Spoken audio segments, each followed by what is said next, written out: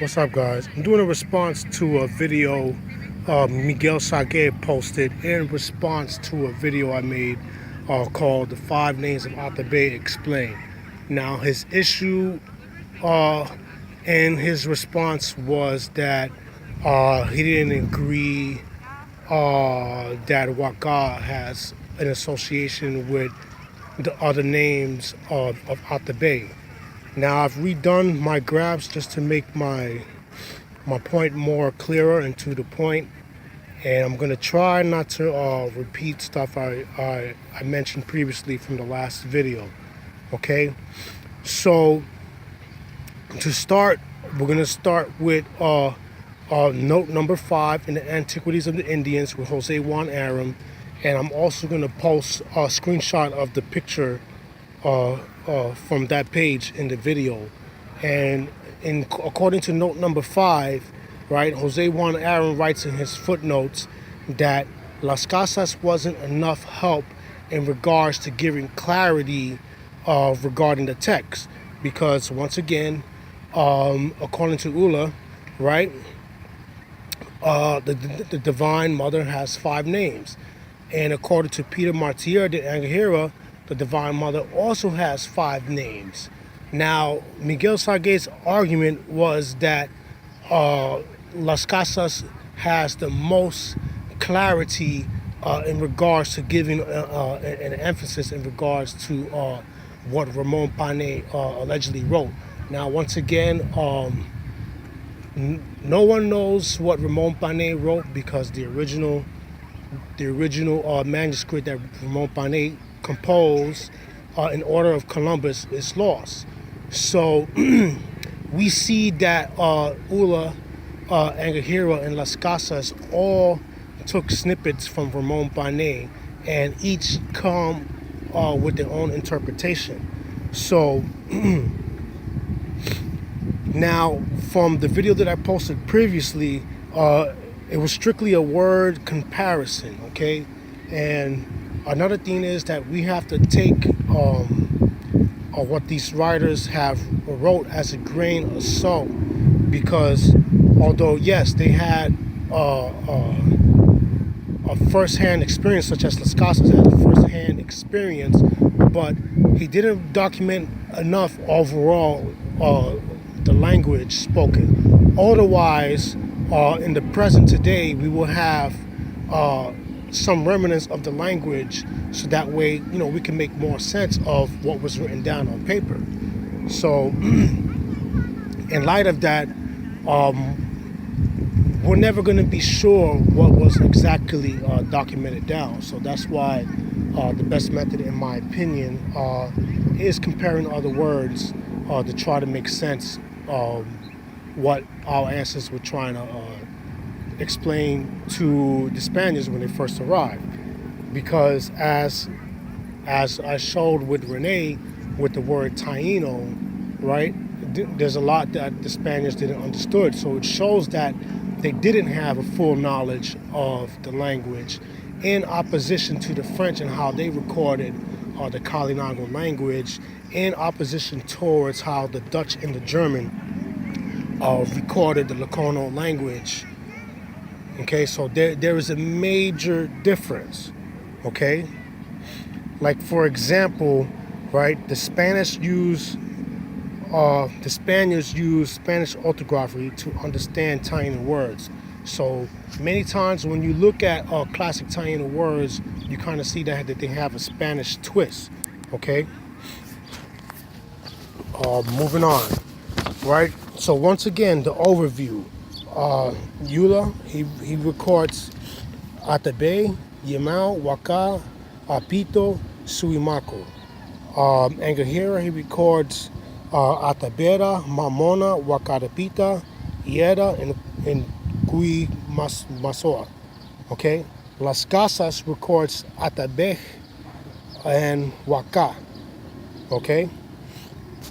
Now, another reason why I might not necessarily agree when Miguel Sague gives his opinion that Guakar is Yokahu's brother is in, like, when you look at these words that Ula and Angahira recorded, you see that it has both elements of Arawak and also Carib proper, which would be Kalina, okay, the Kalina language in Guyana, okay, and Suriname. All right, such as Ula records Apito, and Angahira records Apita. Now, the Kalina, they have the word Apita, which means to ripen. So, even though they did not have a full knowledge, or they were not there firsthand for the voyage to experience the new adventure, with these words that are recorded, we see that they had some glimpse into the language, because when you compare these words as documented by these writers, you see parallels of these words with other languages, such as, with the Kalinago, Garifuna, and the Lakono, for example. Okay, so this was I was trying to show in the last video. So I'm gonna give further review on this. Okay, so we're gonna start again first with Atabey and Atabera. Okay, Ula records Atabey, Las Casas records Atabey. Okay, with the difference, instead of the Las Casas puts the X at the end, which is kind of like a SH sound, Esh, like Waban Sesh, okay? And Angahira records Atabera, okay? The only difference is he puts the RA at the end, okay? Now the correspondences for this, which is you're gonna see on the screen, all right? Ate, mother. Atatenwa, the beginning. Atunwa, first. Atabehu, belly, womb. Atabo, principle of beginning. Okay, Atateli, begin. La Talita, begin. Okay, so all of these words can correspond to Atabey. And this is what I was trying to explain in the first video, was to show that these words are parallel to other words from related languages in the Antilles, which is once again Kalinago, Garifuna, and Lakono. Starting with those three examples. Okay. Now, linguistically, okay, all these things, they can possibly deal with lunar activity, or they can deal with the attributes of the indigenous woman's sexuality. Okay, what I mean by sexuality is the indigenous woman's femininity. Okay, what makes her a woman? In other words, womanhood. Okay. Now, Ula records Apito, okay, and Kalina has the word Apita. So we see that, okay, although Ula and Angahira was never stepped foot in the Antilles, the words that they documented still has relevance, because we see parallels with other languages, such as the Kalina. Okay, so we see recorded both influences of Arawak and Carib proper influences, just to use that technical term for reference. Okay. The word apito, which is related to the Kalina word apita, okay, writers sometimes call it Carib proper. Okay, it means to become red, to ripen. Okay, it's also related to the word apito, which means cause to become red, to ripen. Okay, so Angahira records Wakarapita. Okay, Waka, which is related to Wakachi, our moon. You see the pronoun Wa, our, and Kachi, moon, and then Apita. So the interesting part is, although they were never in the Antilles, we see all these relationships in regards to the words. Okay, so that means that, there can be a possibility that the Kalina had a long relationship or intermarriage, inter-exchange with the Tainos or the Arawaks who inhabited the Antilles. Okay, a good example of that is read the book Wild Majesty. Okay, now going back. Okay, so Wakara Pita could interpret it to mean our moon ripen. Okay, and this is my opinion. Okay, once again, we'll put it out there. I'm not a professional linguist. I'm just putting out what I have found in regards to what I have been comparing. Okay, so now I'm going to move on. The word mamona. Okay, this is recorded by Angahira. Okay, now these can be similar to noon, no noon, no noon. Okay, this is all Kalinago, and it's the word for moon in their language. Okay, Garifuna has inun, which means up, uphill, according to Ruben Reyes. Inuti, meaning high. Okay. Lokono, they also have the word mala, which means flowing, tidal, flood, streamy, rushing, fast running. They also have the word malada, to drift, float with the tide, move along without effort or control. The Lokono also has malakidin, meaning stream. Okay, so the first two is coming from John Peter Bennett, and the other one is coming from William Pett. Okay, and once again, this can be related to the activity of the moon or different names for the moon. Suimako, okay? Suimako and Guimasoa, those two are probably like the hardest words to try to break down and decode. But they both look similar. The only difference is Ula puts the ZUI and Angahira puts the GUI.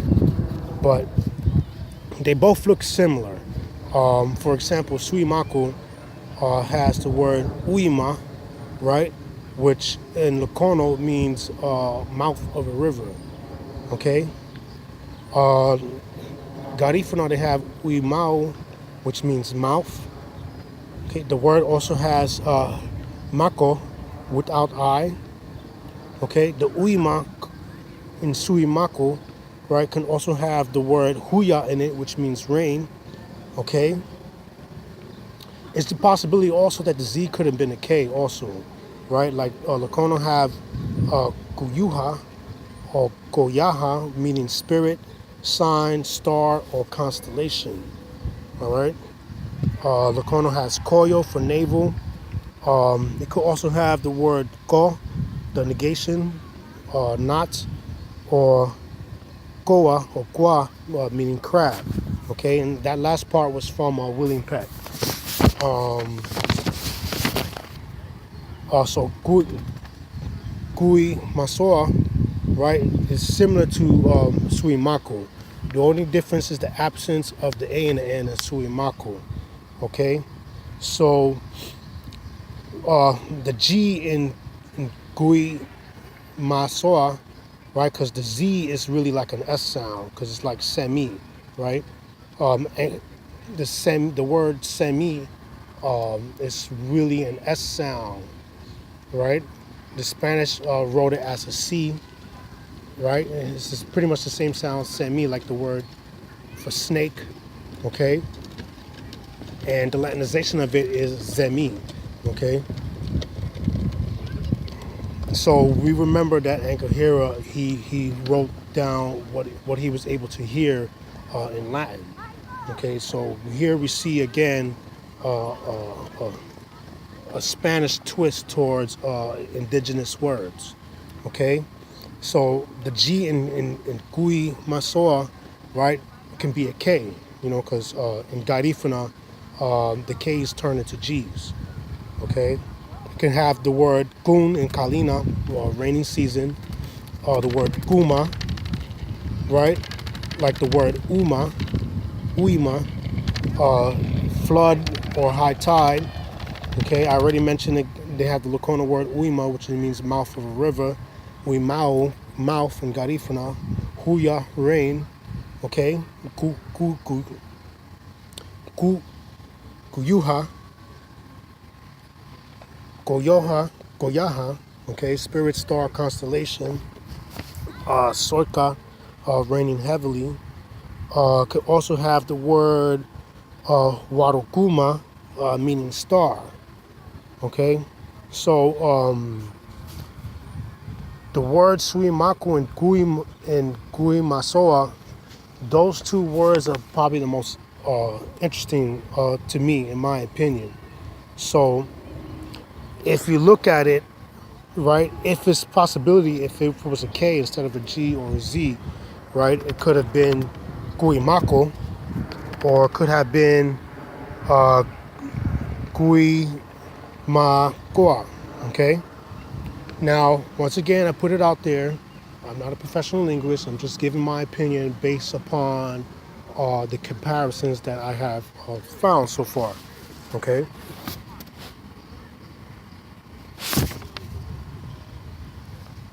Also, one more word that I wanted to put out there, which is very interesting.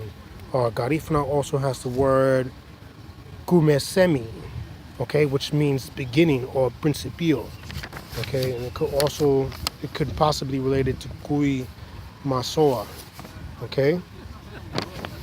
So that word, I found it very, very interesting. Another word was Iera. This is by Peter Martier, okay. Now the word Iera, okay, could have the L for him plus Ella, right, which is Spanish for her, okay. So we see that how these writers, they make a lot of mistakes when they copy down these words. But when you make comparisons with the languages, you see that although they have a Spanish twist to it, you can still see that there's a lot of relations when comparing these words. Like Garifuna has Leiti, light. Lakono has Ia, likeness. Okay. Kainago has Liakua, which means eclipse. The Kainago also has Limakani, meaning Venus. Okay. So we see, although, once again, the words have a Spanish twist to it, but when you compare the words, you can see that there's still some sort of relations to it. Okay. Now, the word Yemao, which Aaron modernizes it to Yemao, right? The Y instead of the I, because when you compare Lakono, the I can also be a Y, okay? Depending on the writer who documented the words, okay? The interesting part of that, Miguel Sague says that Yemao could have actually been the Spanish word for brother, hermano, okay? Now, it could possibly be because in Catalan, they have the word germai, which you'll see on the video, which is the Catalan word for brother, which is related to the Spanish word hermano for brother, okay? Now, the only thing with that is you have the Taino word kamui for son, and Wapisiana, they has kamu, okay? Kamu, which could be similar to Yemao. Garifuna has Ikameri for light. Locono has Kalime or Kaleme for light. John Peter Bennett records Kalemehi for light, okay? The Locono also has Iu for mother, okay? So, and also one more word, the Locono has Iaroia, if I'm pronouncing that right, Iaroia, I'll put the word on the screen, which means Venus, morning star, Okay, so once again, although there's a possibility that, you know, some of these words can have a Spanish influence, you're still seeing that, you know, there's a connection with these words. Now, in my opinion, I say to Miguel Sague, I would say he doesn't have a full analysis with Arawak languages, because if in the response that he posted to me, in regards to the names of the 5 names of Atabey, explain if he was aware of the relationships with Arawakan languages, he would see that those words have more connections to the indigenous languages cited. Okay, moving on. Okay, with the word Irmao, okay, which Ula records, okay, it could also be related to the Garifuna word Iunao, which means ancestor.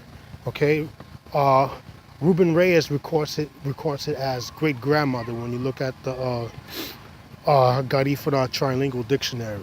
Okay, the Garifuna also has the word Wayunaku, okay, which means our ancestors.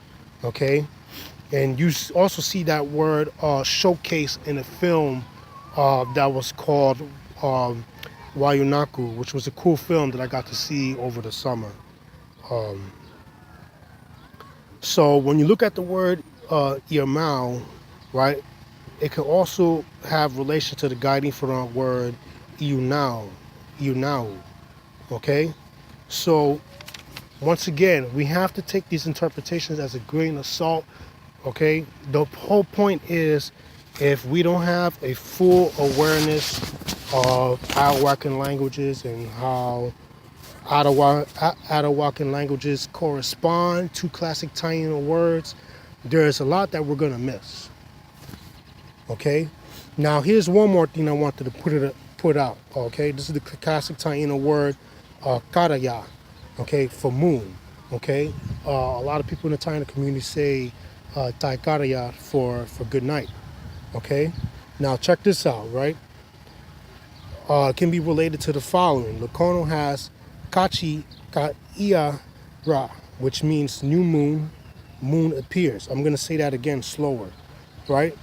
Kachi ka ia ra, which is related to the classic Taino word karaya for moon. Okay, so Kachi ka ia ra means new moon or moon appears. Okay, the Garifuna also has Hati for moon, right? In this instance, the K turned into an H, right? The Lokono also has Raia, to appear, okay? Also seen the word Kati Ita, which means blood moon, okay? Suriname Lokono, they have Kati Ukurubu, which means full moon. Okay. They also have the word Kati Ubule, which means new moon. Okay. Now we see in the video all of these comparisons of indigenous words that's related to the classic Taino, right? All leans towards some sort of reference to lunar activity or some sort of reference to the indigenous woman's sexuality. In other words, her womanhood. Okay? So that's my take. And we'll build again, okay? Until next time. Peace.